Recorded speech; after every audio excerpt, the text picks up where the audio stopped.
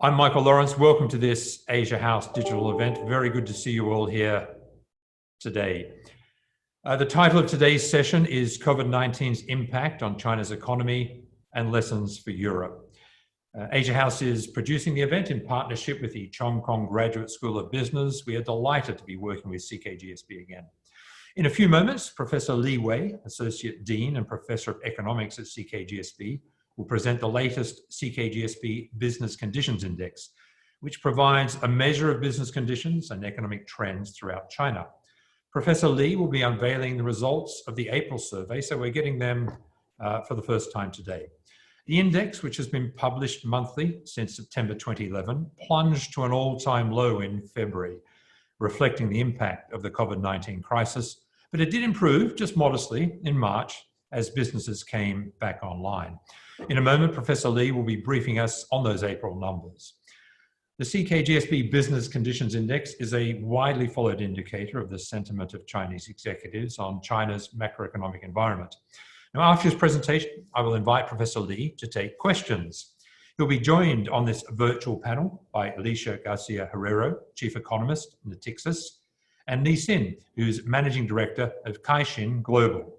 We also welcome your involvement in the discussion. When we open the panel, let me know via the hand wave icon at the bottom of your screens if you'd like to ask a question or make a comment. I'll bring you into the conversation then. Among the hundreds of you taking part in this session is Lord Stephen Green, the Chairman of Asia House. A very warm welcome to him. I will bring Lord Green into the discussion during the panel.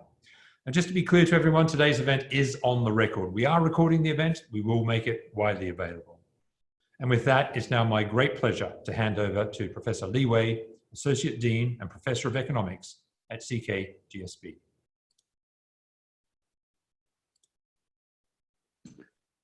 Good morning and good evening. Good afternoon, sorry. How are you doing? My name is Wei Li.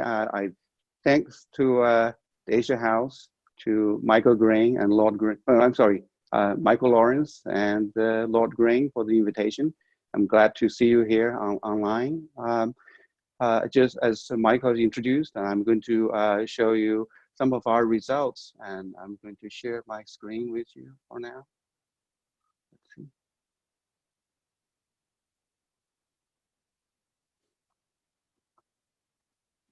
see. For people who are not familiar with CKGSB, let me spend a few seconds while I'm uploading my file and to share with you. CKGSB was founded in 2002, and so we've been here for a while. CKGSB's primary goal is to train Chinese entrepreneurs and the business leaders. Let's see if I can find my file again. There we go. Share. There we go. Okay. Michael, can you see clearly? Absolutely. See it very clearly. All right.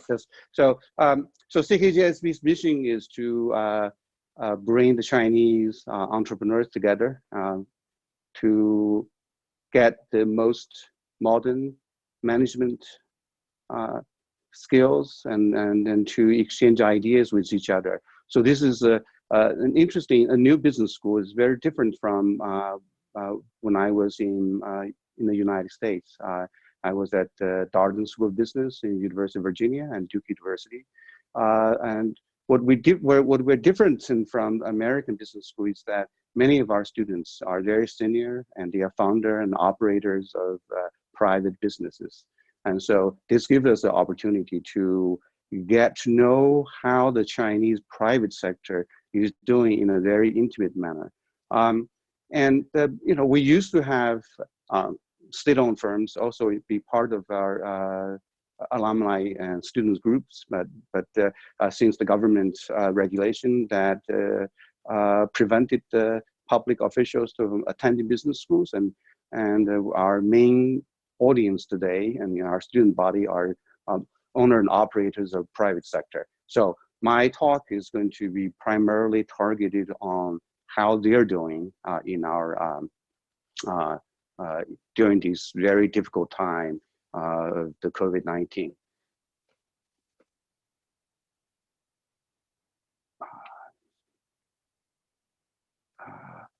There we go. Okay, use this. So it's one of the things I think is very important to realize is that COVID-19 is attacking us because our economy today and our life today is highly dependent, thrives on social interaction. We now more people living in big cities, and we are engaged in face-to-face social interactions in the workplace and in social things, and these is really providing the virus with a very good opportunity to spread themselves very quickly. As we are speaking this moment, this was the late data I looked up last night. We got more than 3.1 million people diagnosed in more than 177 countries. Almost, I think, over 226,000 have been killed. So what we see in our data is that, and we see also in the reports, that mitigation strategies have been implemented worldwide. It first started with in China, and then the epicenter moved to Europe, and now this epicenter of the COVID-19 is right where I'm sitting in the United States. Our data will show that the more drastic strategies save more life, but it does incur a higher economic cost that we'll see in China. Since January 23rd, I think, Wuhan lockdown, the Chinese economic activity basically cratered. There are very strong and swift policy responses from the Chinese government. And we're seeing in February a really sharp decline in economic activity, but in March it improved. And we'll look at some of the data today, but it basically what we're seeing is that we're seeing it's kind of a new norm, and this new norm is not as pretty as we thought it would be. We thought, many economists have commented earlier, that this is going to be a V-shaped event, meaning it's going to have a deep dive in the economic activity, but a very quick spring up. But we're not seeing that very quick, at least yet. So at least in the sort of short to medium term, we're still looking at a kind of bleak picture at the moment. So just quickly, my survey. The sample, as I mentioned, is coming primarily from CKGSB alumni groups. And they are controllers, they're controlling shareholders and operators of private businesses. And one of the things is that the fact that they choose to join CKGSB, suggesting that they are more competitive, and we'll see in the data, in fact, they are more competitive than the average industry peers. So our data is not representative, and it's primarily represents the cream of the top in the Chinese private sector. And another thing I want to share with you is that our data basically measures diffusion indices, and so they are, we're looking at on particular measure, the percentage of improving versus a percentage of deteriorating, a percentage of sample firms that are improving, deteriorating. And so if you get the number 50, and it means that the number of improving firms and number of deteriorating firms is roughly the same. And if you have something above 50, that means the number of improving firms exceeds the number of deteriorating. So that's that's an improvement from month to month. And so this is our data. Just as I mentioned, and our competitive indexes, it shows you that our firms are consistently above industry average, which is represented by that 50 line. So our data are consistently in the 70s range. And so again, our data is not representative, but it's the maybe the better ones in the Chinese private sector.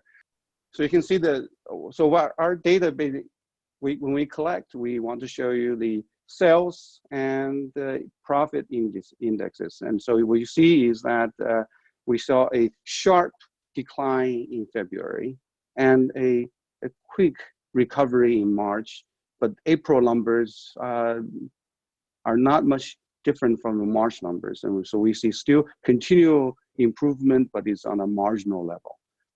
We'll see this more clearly when we turn on to the next page. Michael, could you switch to the next page? There we go. So in the next page, we see, so January is very much in line with historical levels. And the historical levels are showing on top in the line. And 2020 results are showing in bars, right? So you can see that, so January, we're still going forward at the historical level and doing nicely. But February, we see a sharp decline. And March, we see recovery. And for the April, we see roughly staying at the same level for sales. And if we could, Michael, we'd like to switch to the next page. On the profit. And if you look at profit, we see an improvement in April, and which is nice. But you can see the historically, we are doing very well in 2017, but 2018 and 19, we see a downward trend on profitabilities for the Chinese private sector. These are primarily due to the fact that the Chinese government has implemented a financial reform which are aimed at controlling controlling the debt problems in China, and this is a deleveraging in the financial sector as well as in the real sector. And the deleveraging measures, which very much of a macroeconomic contraction, and did bring down the profit as well as economic activity in China. But it also helped, as we'll see later on. Michael, could we move to the next page? As we see in the next one, we see that the green, the blue line, the blue line shows the financing conditions index. The financing conditions have been improving even during the COVID-19 period. And that's suggesting that many of the firms today are not facing these as severe financial condition problems as they were back in late 1918. And so this is a very interesting result. And the other thing we see is that while the world financial market had a lot of turmoil, the Chinese financial market is relatively calm. And the reason has to be that the period between 1918 and 1919, and China did reduce the level of leverage in the economy. And that really helped.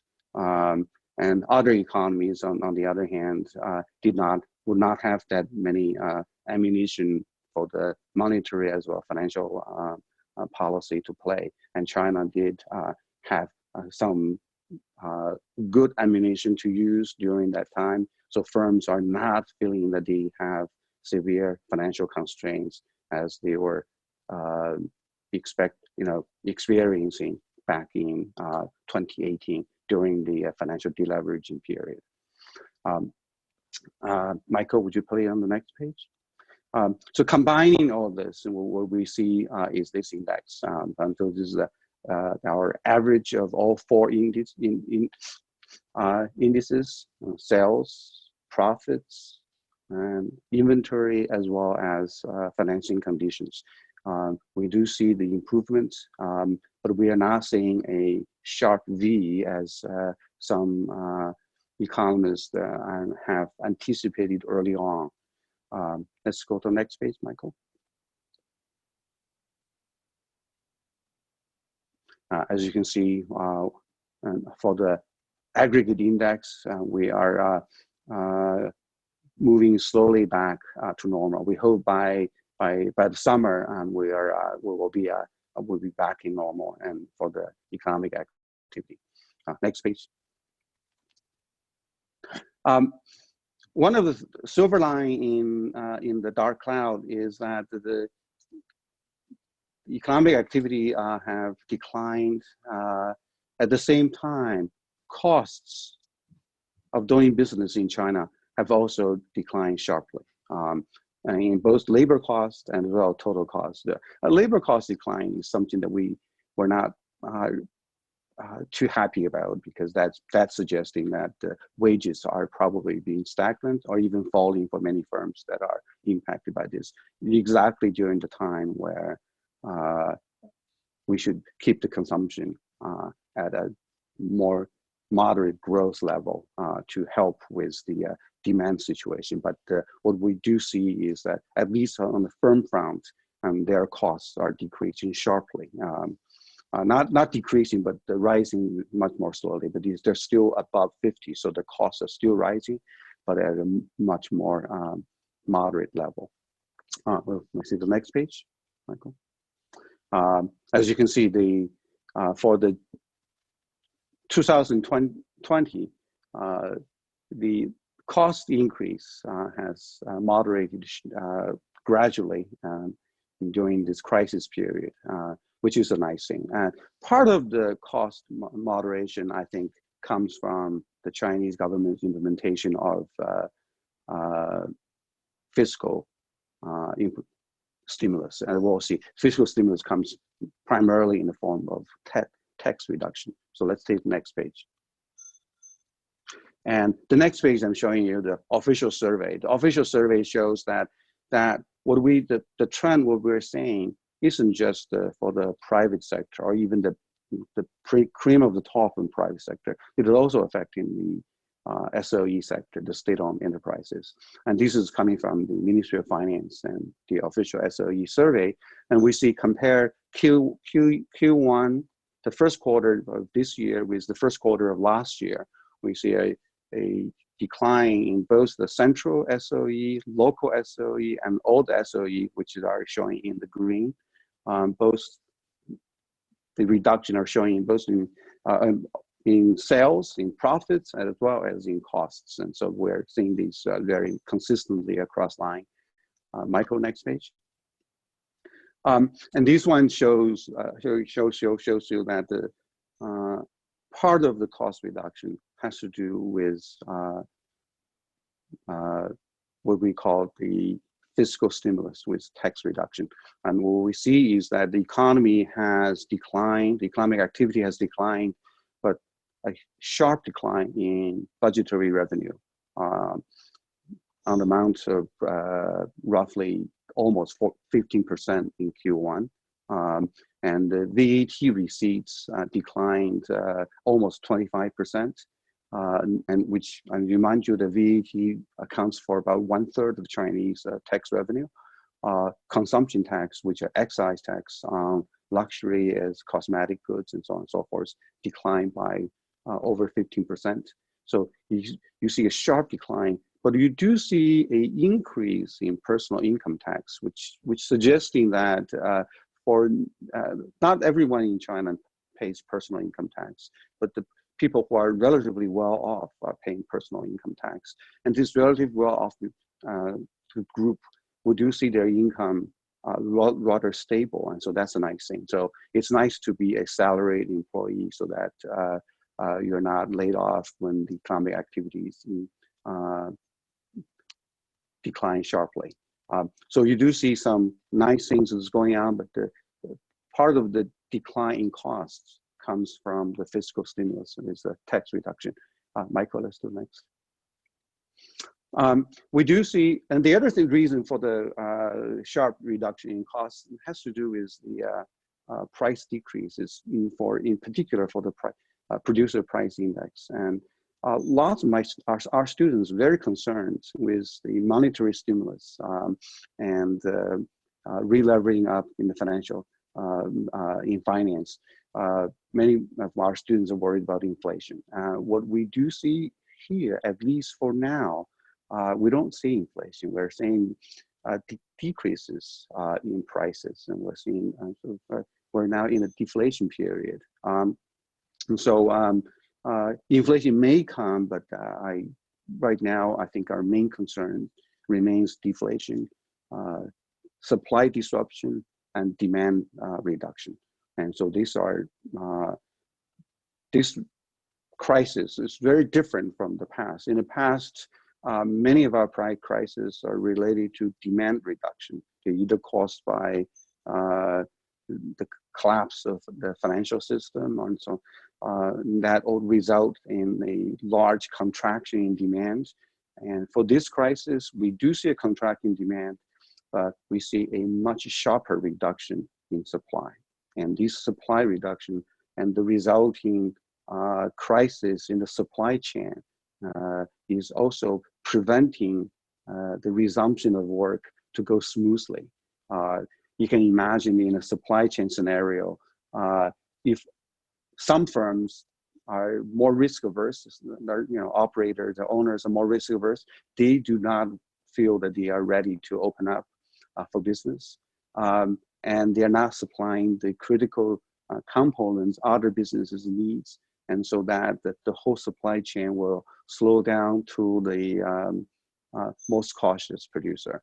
So this is what we're experiencing in China, and this uneven resumption work. And part of the response to this is that if we could reduce the risk that these businesses have, the potential liability they may face when if there were to happen a breakout in their workplace.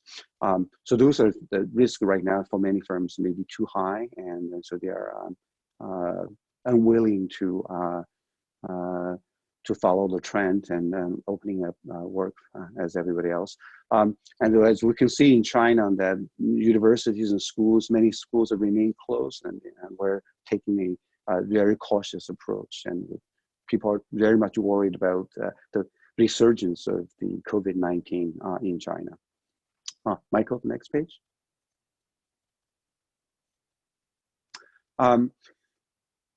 What really concerns me for the longer term future is the sharp reduction in the interest or the desire for the businesses, private business in China, to increase investment or to increase hiring. And we see the hiring is basically falling down, and the interest in making more investment is also declining. So this does represent something that we have never seen before since we started this collecting the data. And you can see this, we're still below the 50 line, and so we're not observing more firms investing. In fact, we're observing more firms not investing. We're looking at more firms not hiring. So coming on this summer, when class of 2020 graduate from college, and there are estimated to be 7 to 8 million people will be looking for a job, and we're very concerned. And if the economy does not recover by then, we're going to be in a much worse shape than we anticipate. And so this is something that we need to address in policy in many areas. Michael, next page.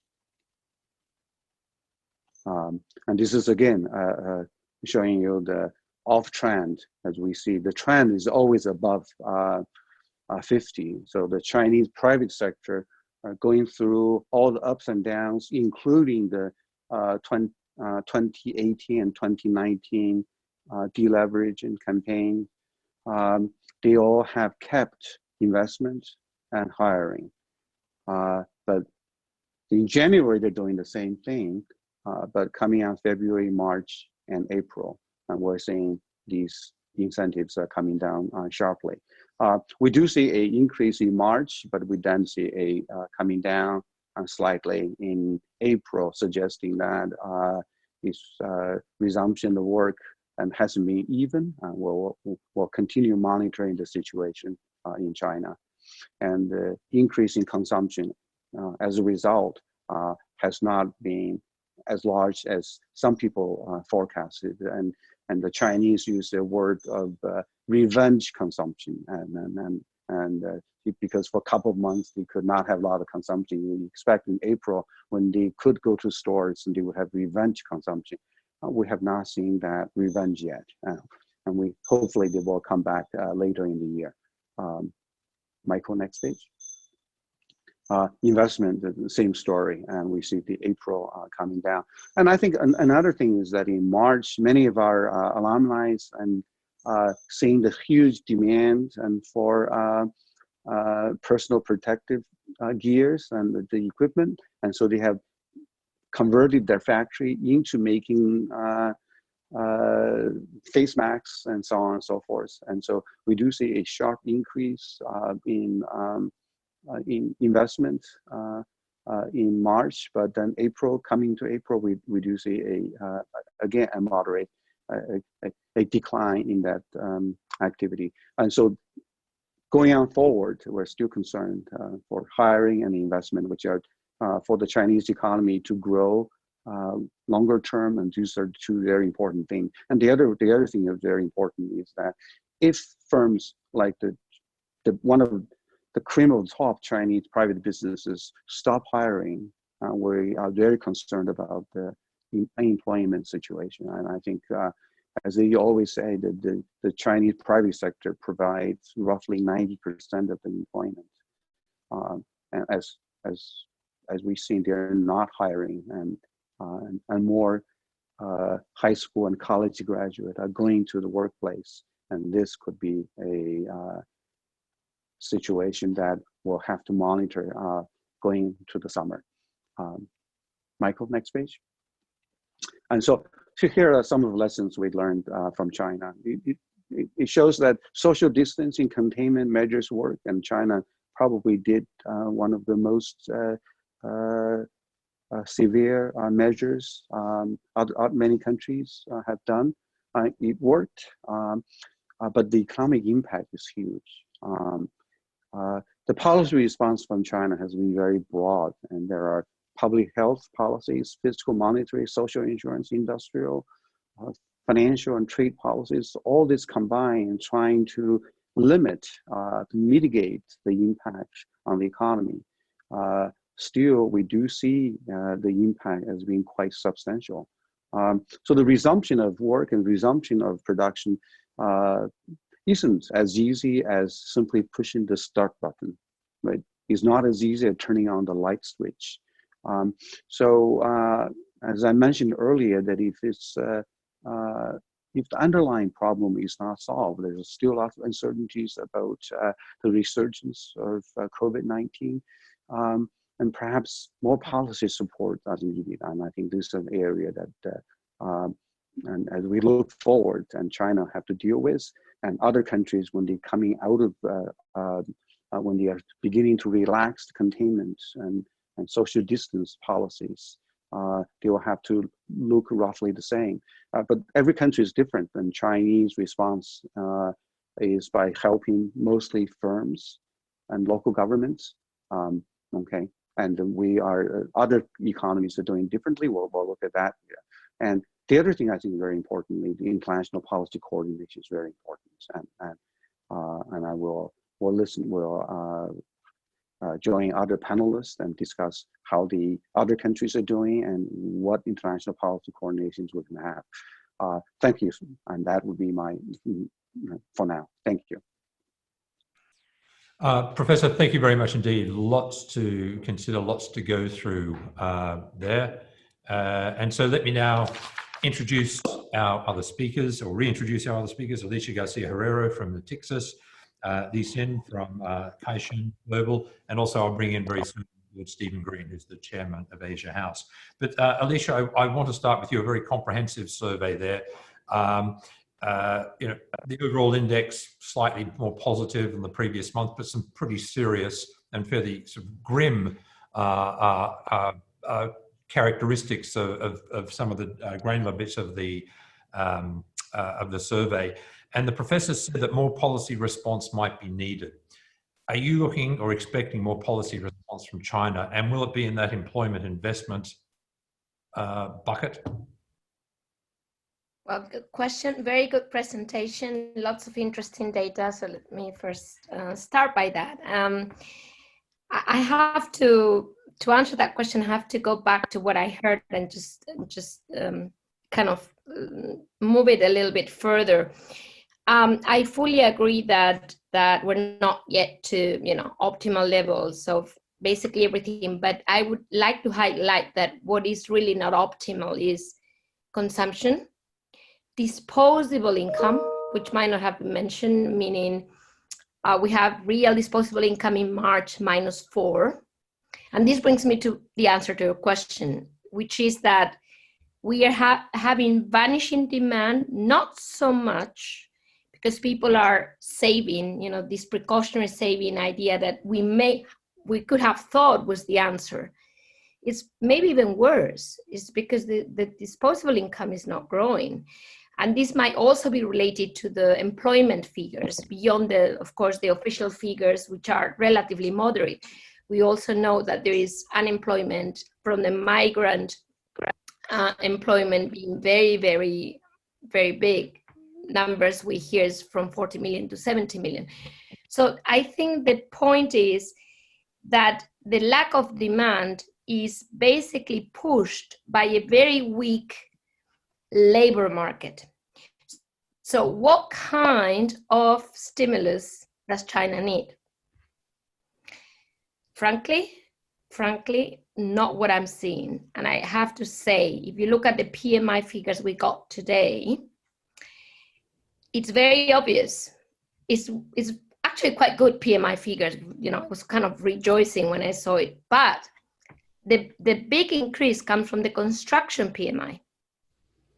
It's not services, certainly not external demand. It's just horrendous.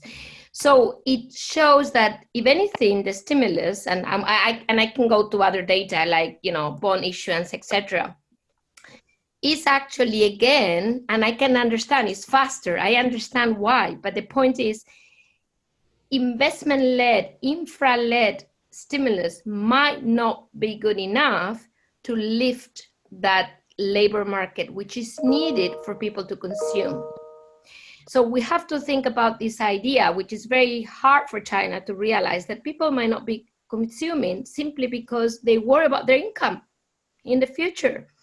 And that would require, to just finish here, a much more consumption-oriented stimulus. And we know there's been some attempts just at the regional, provincial level, in Hangzhou, for example, vouchers and the like, but it's very limited to what we need. So I think this is the key point to see better data in China, in my opinion. Thanks very much. Alicia, let me bring you in. Again, that broad question: are you expecting a more policy response from China, especially on the basis of this data and the PMI data and the other data now coming through? I'm expecting. Sorry. Go ahead. Sorry, I didn't hear you well. Yeah, sorry about that. That's for me. First of all, let me thank you, Michael, for having me here. Always a pleasure to work with the Asia House. Coming back to the question, are we expecting more stimulus? I think the answer is yes, but when? The stimulus so far in China has been moderate. Moderate, you can measure that in two ways. In 2008, the stimulus package is almost about 10% of the GDP. And currently, China's stimulus compared to the rest of the world, US is about 11%, much of Europe is 4 or 5%, but China is 2-ish%. So there is definitely much more room in terms of that. In terms of timing, we all know that the NPC, the National People's Congress, will come up soon, in May 22nd. So that's when a lot of people would expect that more stimulus will be announced or will come out either at the conference or after. But so far, echo a little bit, Alicia, that we've seen a tug of war on what type of stimulus that they want and how effective that will be. The tug of war between the local and the central government. So the central government is taking a lesson from the massive stimulus in 2008 that ended in massive liquidity, high leverage, and a hollowing out of the real economy. So they've been very cautious. And so far, the subsidy all goes to companies rather than the consumers. And for the local government, they want the local economy to get started soon. So their magic bullet is usually the two industry, either the car industry or the real estate industry. So you can see in some areas the real estate lending or the real estate prices shot up, and the central government will step in and try to stem that down. So the tug of war will continue happening, but I think China has much more room to basically enlarge its stimulus gradually. Okay, thanks very much. I'd now like to bring in Lord Stephen Green. Stephen, you heard the presentation there and some mixed results, it's fair to say. What's your take on it? Well, Michael, thank you. And thank you, all three of you, but particularly Professor Li, for a fascinating presentation. I valued the comments and the insight that this has provided into the domestic dynamics of the Chinese economy, which are better than they might have been. But actually, I took away from Professor Li's presentation some concern that the weakness relative to March of the April indices is actually a warning signal, I think. You ended up on your very last slide, the very last point you made on your very last slide was about the need for international policy coordination. There's little sign of that at the moment. And at the end of the day, the big question, of course, is what happens in the US. The US economy remains the most powerful and most dynamic of all. My own view, Michael's familiar with this, is that the US will recover faster than Europe does, back towards something like a status quo ante. And I say that not because the US will do a better job of controlling the virus, but because it will take greater risks with moving back to normality sooner than I think the Europeans will be prepared to. You're already seeing European governments, including the British government, of course, struggling with this question of how soon and how do you exit from lockdown. And I think that the US will be more chaotic, but in effect take a bigger risk with moving back to normality quicker from the Europeans. And that means that there is a greater prospect of demand increasing back to its earlier levels in the US sooner than will be the case in Europe. I am not an economist. I don't wish to come alongside you three and pretend that I've got detailed and insightful economic commentary, but it just seems to me that we should hold in front of us this big point, if it's right, that the US is going to recover more quickly, recover its mojo, if you will, more quickly than the Europeans. And you sort of ought to hope that that's true in one sense, because at the end of the day, China's problem isn't going to be solvable just domestically. It is going to require international demand recovery. And I think that is going to be led by the US. And I don't think that counts as international policy coordination, because I don't think for a minute that the US administration, or indeed the kind of general mood of the economy is driven by a desire to coordinate policy with China. But insofar as I'm right about the direction of travel there, it will have the effect of helping the Chinese economy recover its source of demand potential. Michael, that's probably enough from me, and I'd just be interested to see how you three all react to those thoughts. Indeed. And I'll go to you, Professor Li, first, but just a reminder, very happy to take questions from the audience. We already have a couple queued up. James Sassoon, Lord Sassoon, will come to you in a moment, and Dr. Gerard Lyons will come to you as well. Stand by, but your response, Professor, to the comments by Stephen Green. Thanks, Michael. I think Lord Green has pointed out very well that the Chinese economy will recover when the U.S. economy recovers, when the demand from U.S. come online and the Chinese exports can go smoothly. And so that's one of the areas I think is very important for the Chinese economy.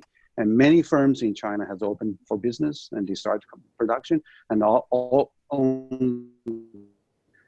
just saw their orders being canceled by the American buyers. And so that's one of the things that's preventing some of the Chinese factories from opening. And one thing I think the Chinese factory is doing very well right now is making Donald Trump's re-election campaign material. So that's one of the an area, we can say that. And that is some of the banners and so on, and flags and so on and so forth will be made, including the mega hats and so on and so forth. So I think when the U.S., Lord Green also mentioned the U.S. is more willing to take more risk. And I think the Chinese government will probably, after the Congress in May, end of May, we're going to relaxing some of the controls to allow more business to open. And I think that would be a positive sign on that. Hopefully that, to relate back to Alicia's comments, and I think she was absolutely correct in that the consumption is the major problem. People are concerned about their disposable income going in the future. They're worried about unemployment. They're worried about the potential these would drag on for some time, and they are increasing their precautionary savings, so consumption is not keeping up very quickly. And despite the fact the Chinese government, many local governments have been using what we call the coupons and other things to encourage consumption. And so one of the things that we policy area, and there's definitely more room, and also Li Xin mentioned a little bit about the construction and going up, and I think that's a positive area we see. The other thing I think the Chinese government is very interested in is this, what they call the new infrastructure in 5G, the deployment of the 5G infrastructure, which could increase substantially. But bear in mind, all these 5G and the beneficiaries of all these investments mostly goes to large firms. So they're large, they mostly go firms that do not create a lot of employment. And we really need to have help that going to firms that create lots of employment, and having these firms come online and to do production, and having people feel more secure about their future. And I think that's still a lot of policies going forward, and we hope that the Congress will indeed push forward some of the more we would call the consumer-oriented reforms forward, stimulus policies forward. Okay, just before we go to the audience, let's put that point to our other panelists. Li Xin, would you expect May after Congress more consumer-focused policies? And then Alicia, same question to you. I think they have to. I mean, much of the recovery really is depending on the domestic consumption. And one evidence of that is tomorrow will be the starting day of the May holiday. And they intentionally make the May holiday a long holiday, 5 days. And right on the eve of the May holiday, they remove the restriction of Beijing. So basically Beijing has been lowered from the highest level danger zone, or the level 1 risk level to level 2. Meaning people coming out of Beijing will not be subject to quarantine, or people coming into Beijing won't be subject to quarantine. And that within half an hour after the lift of the ban, or after the lower down of the risk level, the booking of flights on many of the travel agencies jumped by, you name it, ranging from 200% to 500%. So there's a pent-up need for people actually to resume some of the consumption. But I echoed with the fellow panelist that now is the time that people worry much more about the jobs. So the consumption will come back, but the government will try move that along as well. But having said that, I think the part of that is the international connectivity that the Lord Green has mentioned. One interesting news we covered today is that China tried to resume its connectivity with South Korea in terms of basically what we call synchronized connectivity. That if you prove yourself to have the negative test results or have the health evidence of the basically your health condition before you travel, before you board the international flight, and then you are subject to much less quarantine days in China. So that's a baby step, but that's a step of China planning for the how to reconcile the containment policy with more of a mitigation policy, of different regions.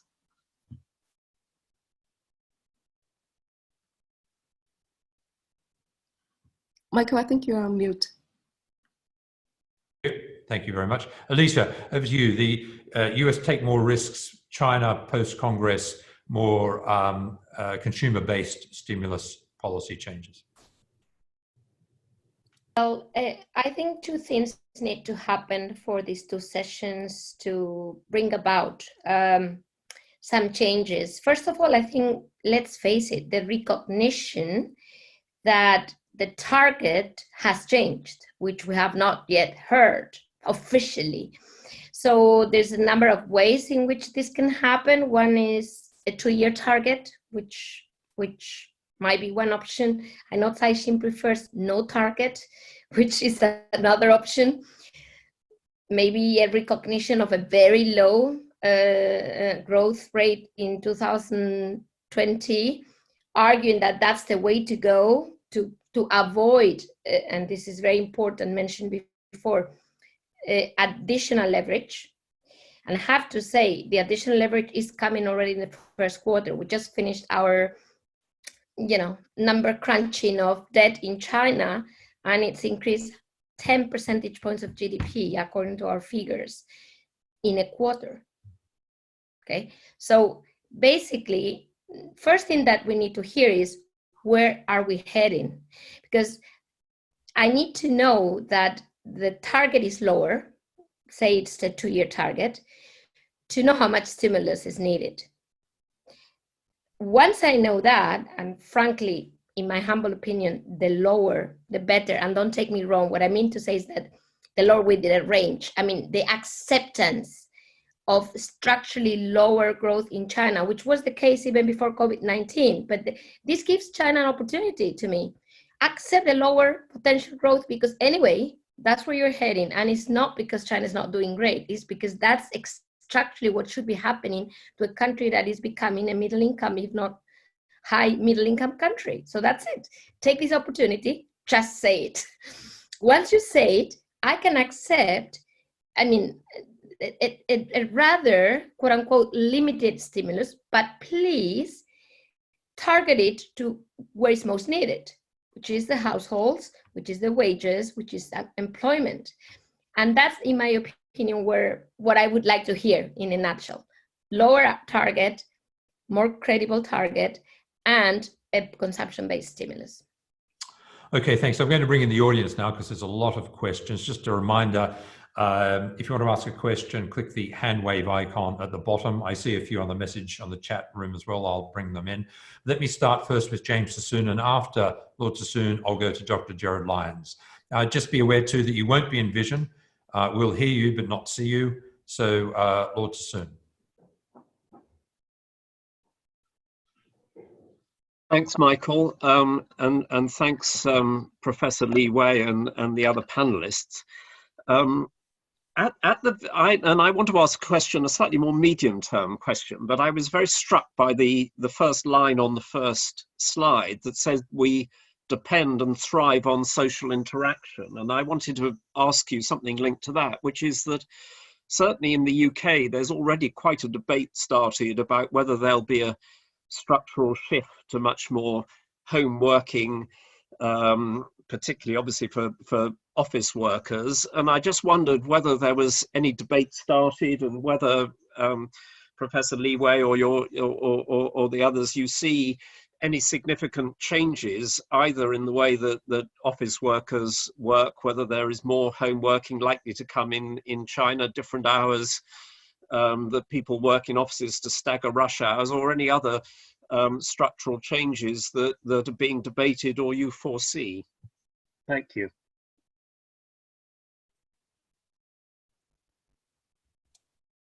Professor Li, let's start with you. Can you hear me? Yes, we can. Okay. I think that's a very good question. As we see that when we're doing this presentation, we have technical difficulties. So going online and it's still not as, you just can't replace meeting in the same room. And I think that's one of the lessons we learned today. Many of our students are complaining. Students across the world are complaining about online learning, and they are not the same level. But we, as economists, we are very interested in and some changes, right? There are positive changes in here. So when we look at the literature, we find that there's some work don't need to have lots of face-to-face interaction, and those work are very well could be done at home. And I think studies have shown those work are very productive when they're done at home. And in fact, more productive than they are doing in the office. So I think businesses and governments are going to sort out what is something what are the kind of work that's best done at home, what are working, so we're going to have a more rationalized workplace in the future. That could also suggest that some of these urbanization we have done probably is maybe sort of scale back a little bit, and having now people are moving more into the suburbs, and I think that's a demand for doing that, and I think that's maybe a good thing. And I see as we move forward, there will be studies, and there will be companies think about strategies, and governments making it possible for us to have a more flexible work environment. And I think that will come, but at the same time, many of these very the core of our existence, the core of our production remains concentrated. And so that's one of the areas that we have to figure out a way how to mitigate and the rises of the future pandemic like this. So Alicia, do you expect structural changes in the way people work? I would point out Professor Li is joining us from Washington, Alicia from Hong Kong, Li Xin from Beijing, and we have a pretty global audience. So technology, while it might have its limitations, also has some advantages. So Alicia.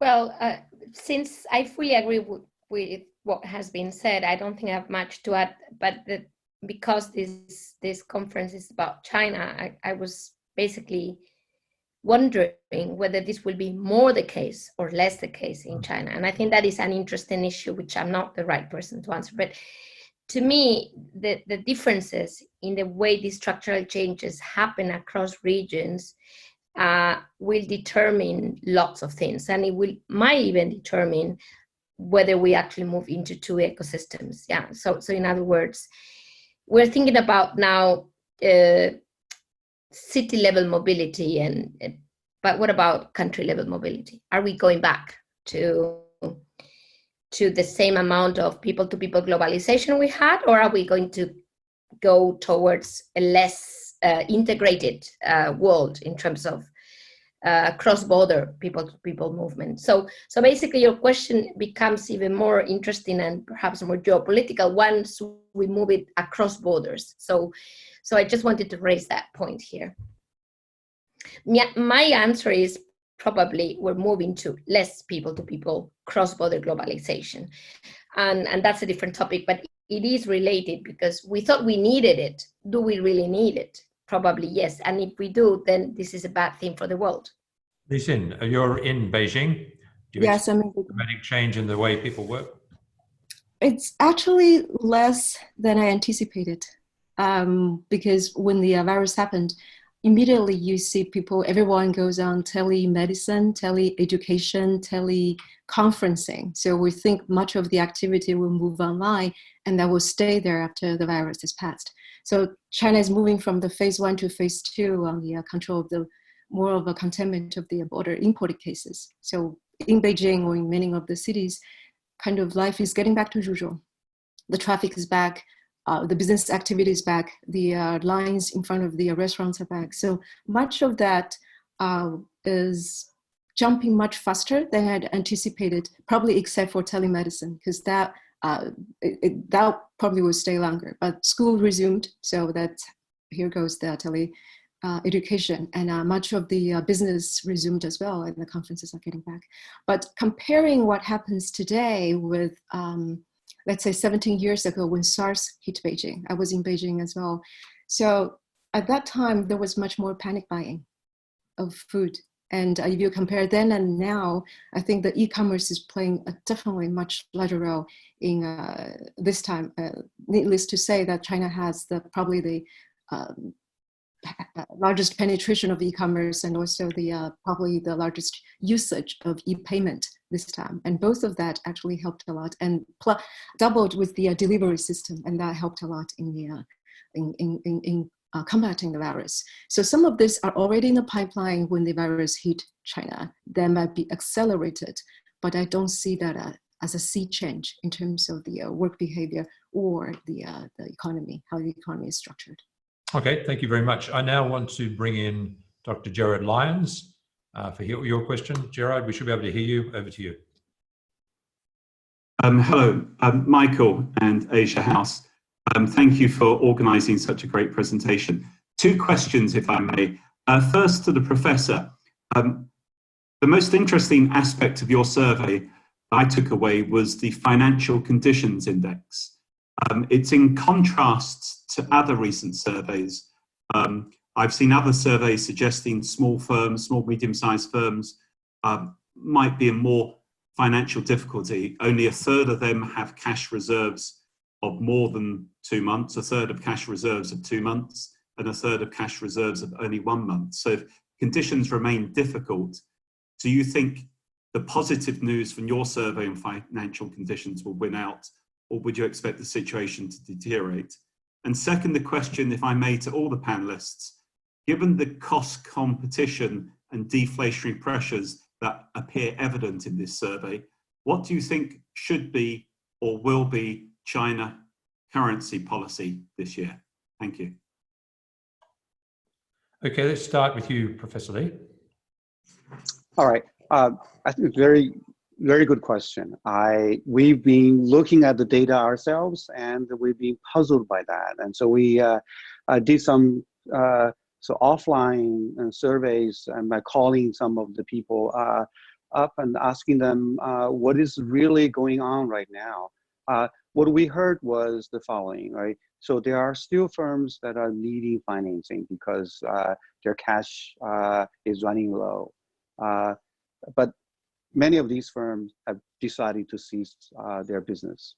So they have wound down their business, and then the firms that are remaining are getting help from the banks, and so the Chinese financial system have been really responsive to some of the needs and for liquidity, and that had worked for many of the firms that remaining in business.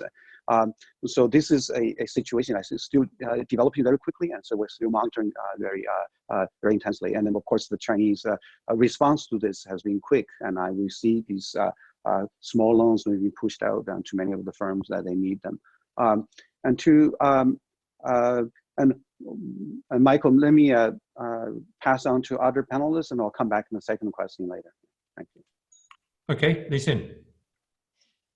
On the currency, it's hard to tell for now, but what we see is the currency, instead of dropping its value, is actually raised its value against the basket of other currencies. So I think it's quite stable now. And a recent discussion we held with the Chinese central bank got a clear signal that they are still very serious about the internationalization of RMB this year. And also they are focusing the dual focus. One of that is internationalization of RMB, another is to more on the innovation side. So the DCEP, the use of the central bank issued digital currency, some of that is already in the pilot programs with some of the Chinese banks.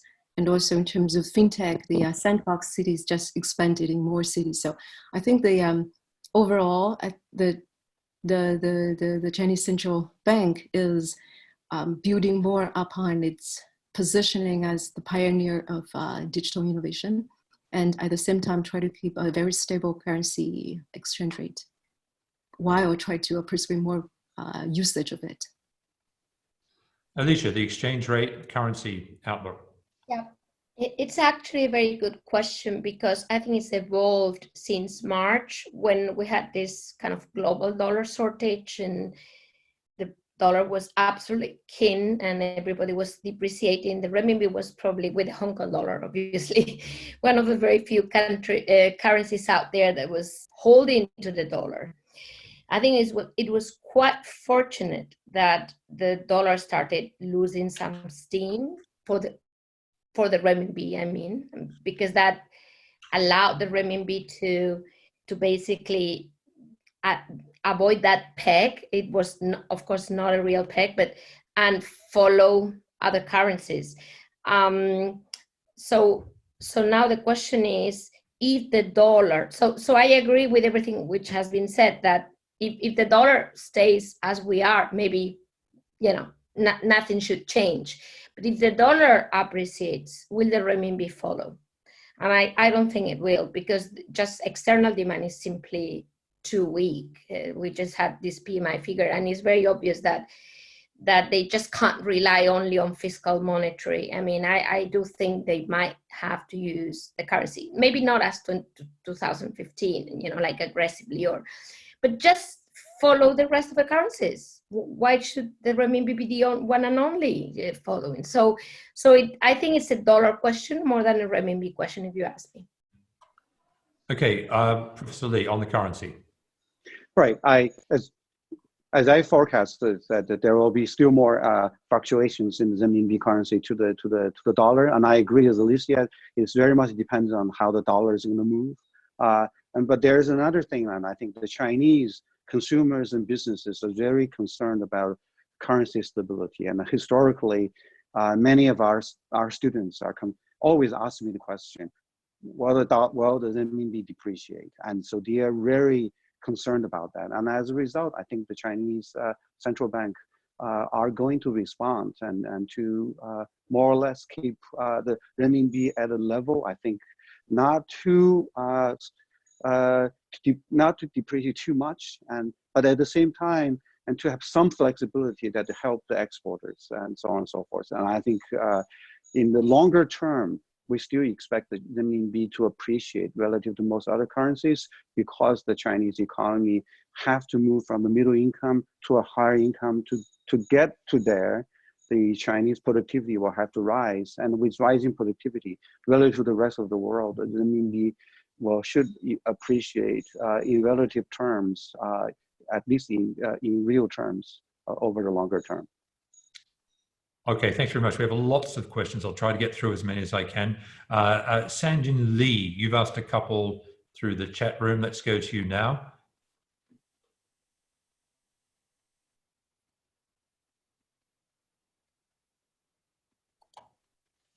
Sanjin Li? Yes. Can you hear me? We can. Yes. I think that I heard Ms. Li Xin's explanation about the Chinese central government stimulus program is not working because of the tug of war. But I think this Chinese central government, the policy has been closely linked to the other countries, like U.S. money easing policy and South Korea's money easing policy. I suspect, that maybe Chinese government, as Professor Li Wei mentioned, has rebalanced their money supply last year. So I think I have a concern that maybe the central Chinese government is worried about if they might go back to the previous stage. So they are very prudent in easing their money, because they once made a rebalancing policy, and then they are now waiting for the result. But the COVID-19 issues has been disruptions of their policies. And maybe this may be a big concern to Chinese central government, instead of a tug of war between local and central government. How do you think? I would like to ask Ms. Li Xin. Thank you. I'm sorry, I didn't express myself well. So I agree with you, actually, that I'm saying the tug of war between the local and the central government is one of the restraints that the central government is facing. And I agree with you that they are taking a lesson from the 2008 stimulus package that for many years afterwards, the mopping up the excessive liquidity, the deleveraging effort has been ongoing, a lot of non-performing loans and zombie companies. So they take lessons from that. So they try to be very prudent on where to spend the money, how much to spend, how soon to spend the money. Especially Professor Li has just mentioned that the new infrastructure that has been front and center of where they identify to spend the money. And these are 5G and the building of smart city and all this and that. So they want to use the opportunity to get ahead of the curve in terms of spending. And also the, lower down the GDP expectation has a positive influence on where to spend the money and how to structure your stimulus as well. Because in China, at least for Caixin, we always advocate for reform. Reform meaning you loosen up the policy to build a better business environment. So there are some, not a lot, but there's some positive signs along that as well. If you follow the Chinese news very closely, you know they unveiled the factor market reform a couple of weeks ago. And for that, they mentioned 5 things: so capital, labor, the land, and also technology and data. So on land and also on in terms of labor, they're removing some of the old restrictive policies, including loosening up the hukou, the residential policy, this and that. So they are able to do this, number one, because there is a strong demand, there's strong need for policies to stimulate growth. And they understand that the more fundamental growth comes from structural changes. And also then, because of the virus, the pressure to meet the GDP target is much lower for the central government. So they have the room and the space actually to spend more effort on the structural reform. So putting all this together, I think the central government is playing a very measured role in when and how and what kind of stimulus they want to put on the table, but certainly not the massive dump of liquidity like in 2008. Alicia, I see you nodding in agreement. Yeah, fully agree. I think the question was also trying to understand whether, beyond everything that has been said, which I fully agree, there's also this fear of going back to this unstable or fast leverage of the economy. And I think, to me, the answer is yes. But that has not prevented, let's face it, total social financing, i.e. basically, money supply in a broader way, to grow very fast in the first quarter. Just that they're not going back to the old shadow banking. What is growing is bond finance, very, very fast, onshore, of course, new loans, bank loans. So kind of the official type of leverage is accepted because something has to grow. Not so much the unofficial type of leverage or the most dangerous type of leverage. But yes, I do think that's a constraint, that fear of a kind of too rapid increase in debt, indeed. And Professor Li? Right, I think the question is very good. And I think one of the things that I agree with both panelists discussing on this, Chinese government is taking a more cautious policy, learning the experience they had in 2008. And so we do see more measured things. And going forward, I think the Chinese government will have to balance 2 things, right? One is that there's continued to be pent-up demand for housing. So it's easy for the government to, again, push in the housing sector and financing for the housing development. But then that would continue to create these problems that we had in the past. But how do we retune the policy so that the investment goes to the most productive sector in the economy, and so on and so forth? And I think those are the things that I think balancing the need forward. And Li Xin mentioned that the factor market reform is very important. In particular, I think the financial sector as well as the land market reform is crucial in that regard. Okay, a couple more questions in the audience. Firstly, Gidon Gurtel, I'll go to you, and after that, Douglas Andrews. Hello. Yep, hi, we can hear you. Hi, yes. First of all, thank you very much for all of your great insights so far. And I think my question really builds on what's been said in a way. There was a very interesting piece 4 or 5 days ago in the FT by Michael Pettis arguing that further growth in China requires an expansion of the state sector rather than an increased role for markets. and the only way to swing the economy towards an increased role of markets while increasing growth would be to rebalance demand away from local governments and elites to ordinary households.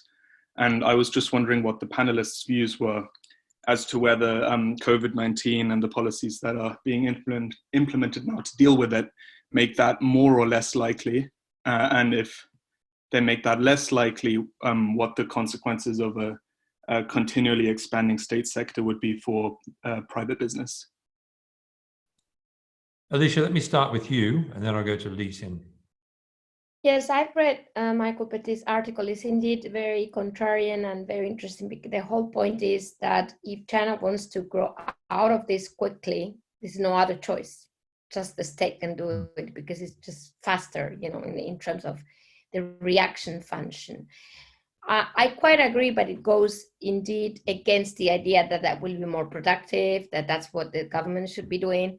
So the question is, how sorry to say, how many vested interests will there be? And we're running, you know, close to the 2 sessions to sell that idea, to sell the idea that if you want to make it, you know, and we know about the 100-year anniversary, you know, why 2021 is very important for China, many reasons. Here we go, we are here. We meaning state-owned companies and state-owned enterprises and so on.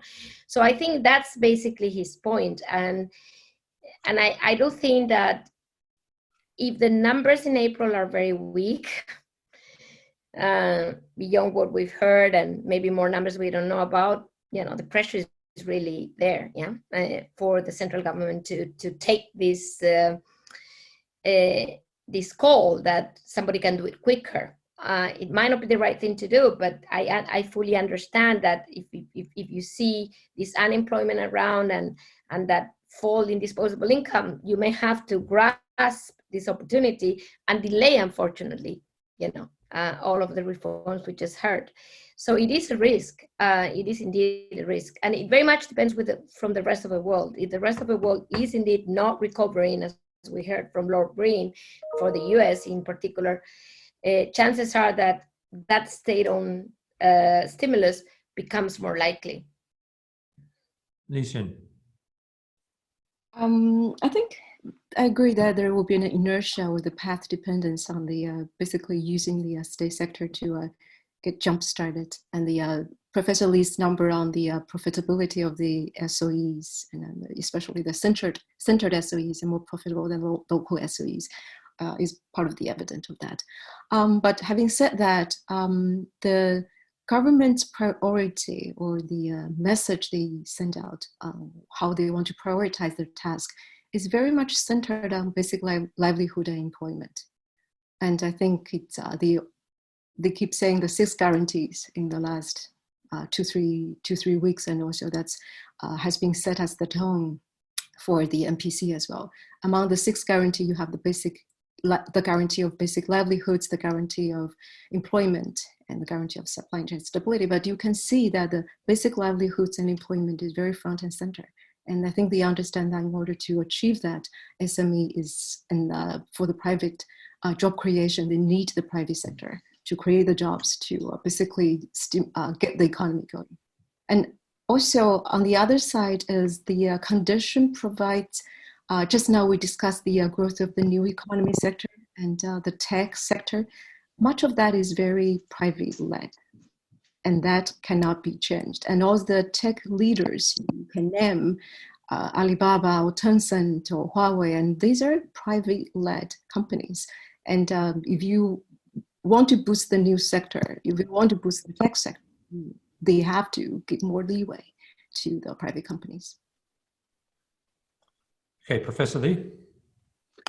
Very quickly, I agree with both Alicia and Li Xin's comments, and I think short term it's very difficult to say we're going to switch to the private sector.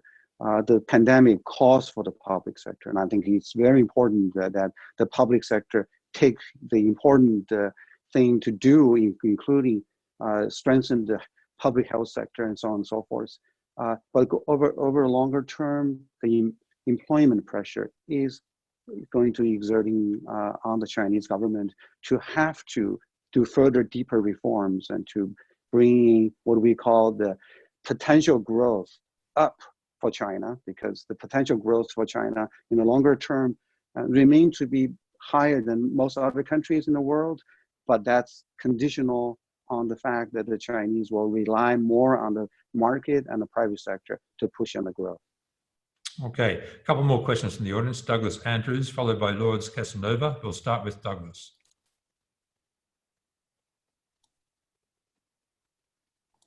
Douglas? Can you hear me? Yeah. Hello. Good afternoon.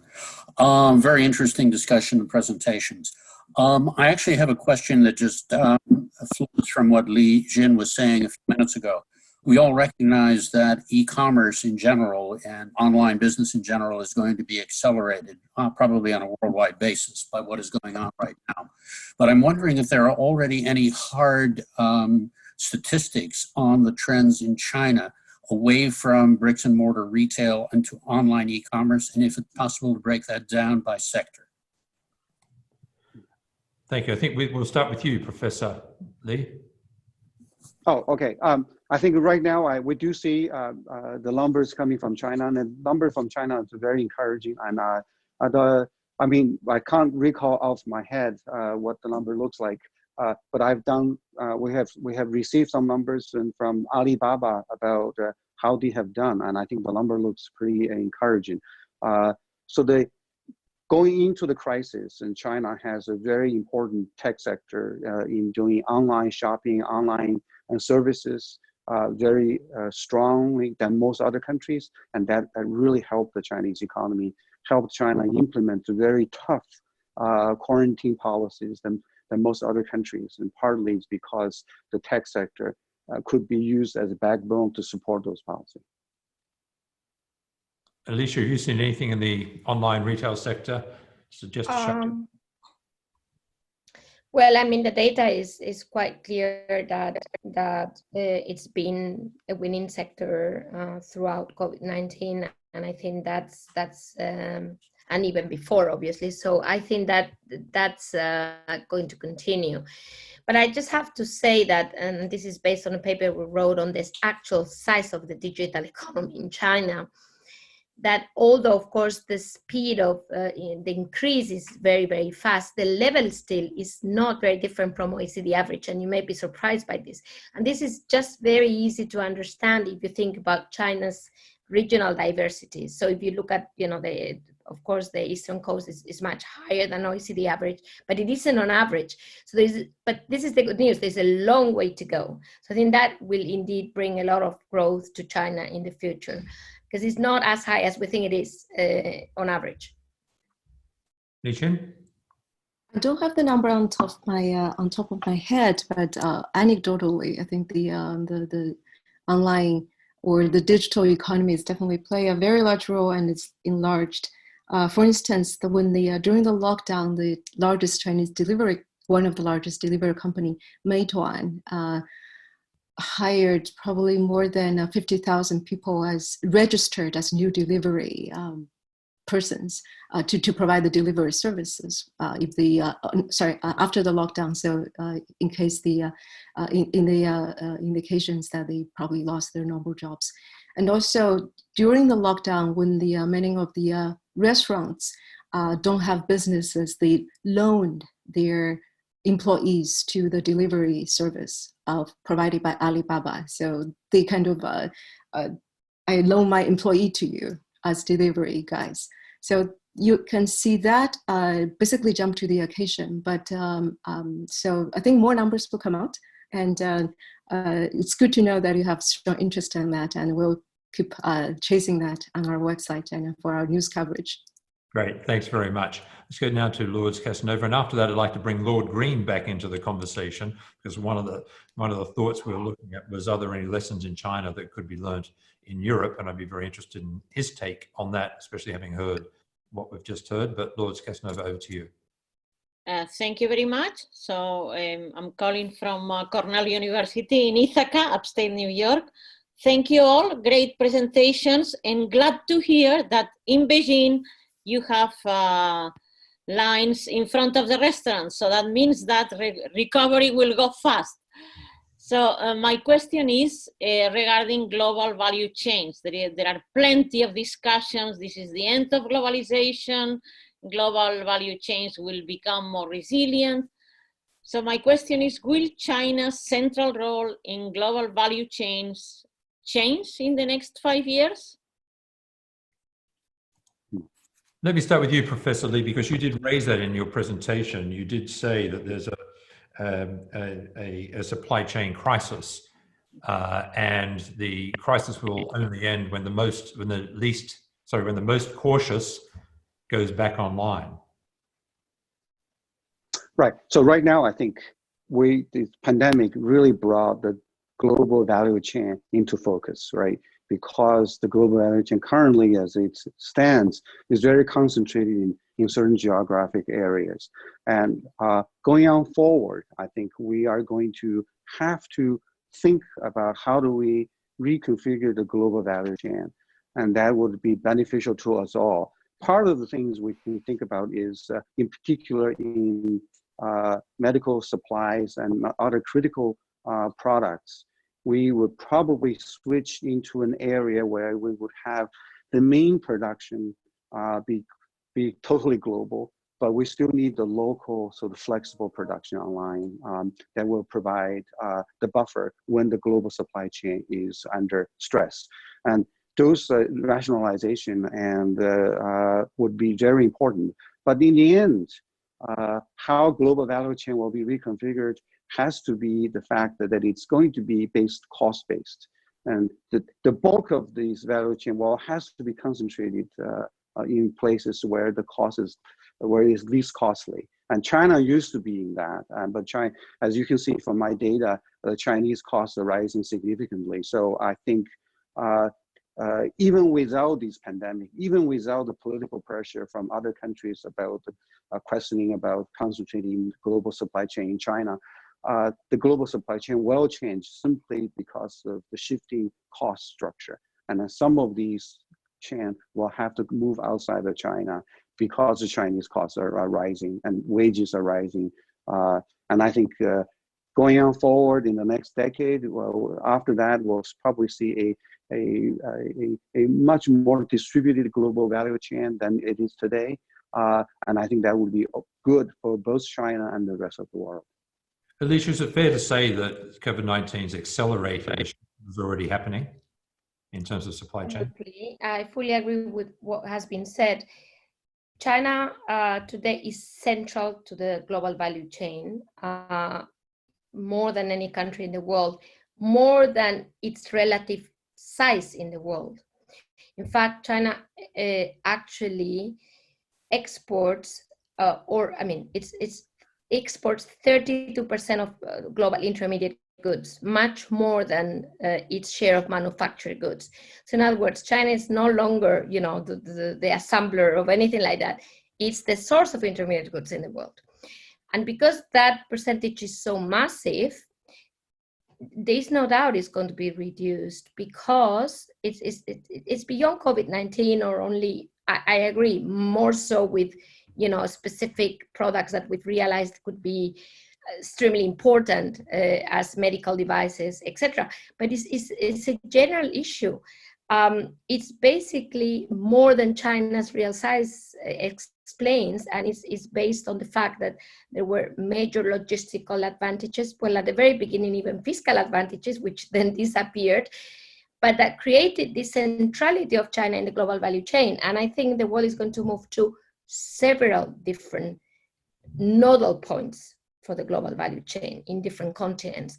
So China will remain important because its market deserves it, but it doesn't have to be the one and only central point for a global value chain. So I think there will be quite a few changes. And it's not all about geopolitics, it's about basically economic rationale beyond wages, which has already been mentioned. Okay, Li Xin. I want to first comment on the restaurant anecdote. So I do now free to go to restaurants, waiting a little bit in the open air, not indoors, and everybody like 1 meter away from each other. But I have to give up a lot of private information to enter a restaurant or even to go to a bakery and buy a loaf of bread. I need to give my ID number. I need to give them my phone number. I need to show them where I have been the last 14 days, and as well as get my temperature taken. So it's resuming to normal life, but with a lot of details. But coming back to the global supply chain question, so actually there's a lot of concern among the business community that used to be, the concern used to be decoupling concern. Now the concern is deglobalization, that it's beyond US-China. Now is China versus the rest of the world in terms of whether it can continue its role as the center of the manufacture of the world.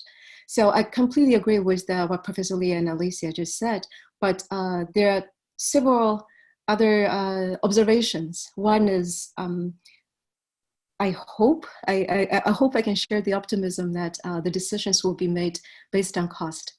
But increasingly, people are worrying about that the political factor will play a role into whether companies choose to stay, to what extent in China. And I hope that that's why we're advocating that global supply chain at the end of the day should be a cost or economic efficiency focused.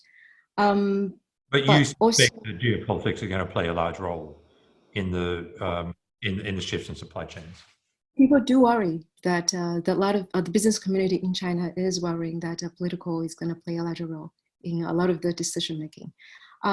But some of the signs we see that the companies that will have the strongest incentive to stay in China will be the ones eyeing the Chinese market, not just the ones that are benefiting from the low cost in China. So instead of made in China, the next stage may be made for China, and that might stay. And also the equation will be China versus where.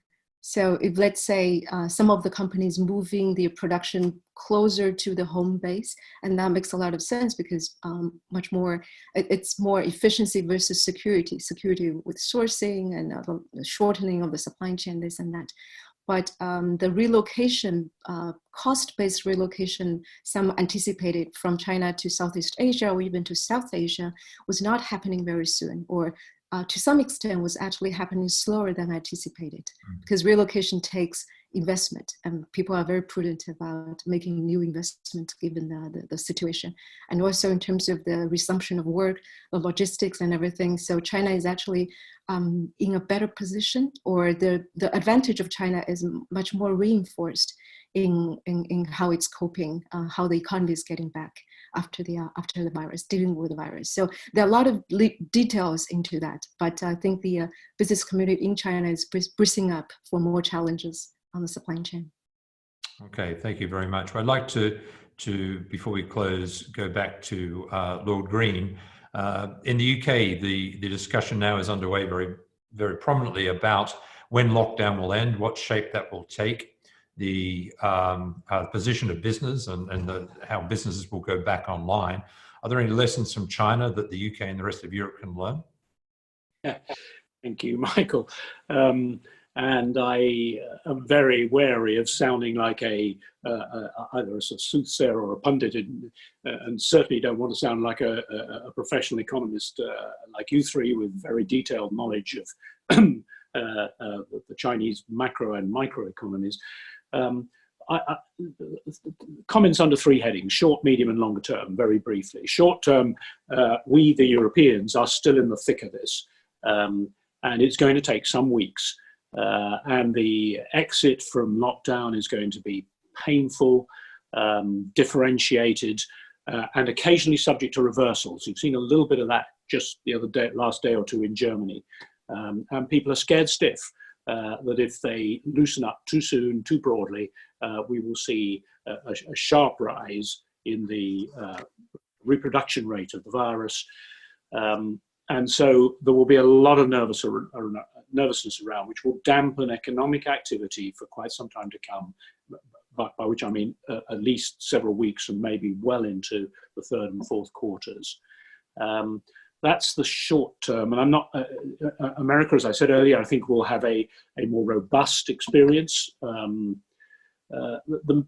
medium term, meaning the next 2 to 3 years, I think that the aftershocks will be with us for some time. There may be renewed infection rates. Even in Asia, this may happen. Nobody can have any confidence about how this will pan out over the next 12 to 18 months, through next winter in particular. And much depends on the speed with which they find either vaccines and or prophylactics that help deal with the virus itself. And during that period, I think there will be a lot of nervousness about travel, and that the aftershocks will manifest themselves in a continued reliance on technology to connect up. Meanwhile, the strategizing over the diversification of supply chains will certainly be given a sharp impetus by this whole experience. As I think all three of you have commented in different ways, we will see an impetus given to what was rational, economically rational anyway, the diversification of supply chains and sourcing. I want to end on what might be regarded as a slightly provocative or contrarian note about the longer term, meaning what will the world feel like in 5 to 10 years' time, as opposed to 1, 2, 3 years' time? And I want to suggest actually that the new normal won't look so terribly different from the old normal by that time. And there will, of course, there were some secular changes underway anyway. The shift of retail from physical to online, the greater and greater role being played by artificial intelligence and by the digital world generally, all of that will look like it's continued with a bit of a blip and an interruption during the course of the next present crisis in the next 2 to 3 years. But I'm not sure about the longer term. I suspect that some business people will have concluded that they don't need to fly quite as much as they've been doing. And that will have a dampener effect on business travel and related expenditures in the hotel industry, for instance. Leisure travel, I'm not sure about. I think after the nervousness has worn off, and it will do, leisure travel will be up to where it was before. So the litmus test of whether I'm right or not is the travel industry. The travel industry in 5 to 10 years' time and I mean travel industry in its broadest sense, so aerospace, airlines, the cruise ship industry, the hotel industry. Will all of that look much different in 5 to 10 years' time from what it did last year? I'm not so sure. Maybe a dampening of business travel because people have realized some of the benefits of online work, at least partially substituting for real physical engagement. But the leisure, travel, tourist industry, all of which are a feature of economies with growing affluence, and China, of course, has been an enormous contributor to the travel industry in recent years, I think that will have got back comfortably to where it was last year within 5, and certainly within 10, and possibly in less than 5 years. Okay, well, thank you very much for that, Lord Green. We now, I'm afraid we're out of time. In fact, we've gone way over time. It remains for me just to thank all of our speakers, Lord Stephen Green, Alicia Garcia Herrero, Li Xin, and also Professor Li Wei for your presentation. Thank you very much to CKGSB for partnering with us in this event. Always a pleasure to work with you.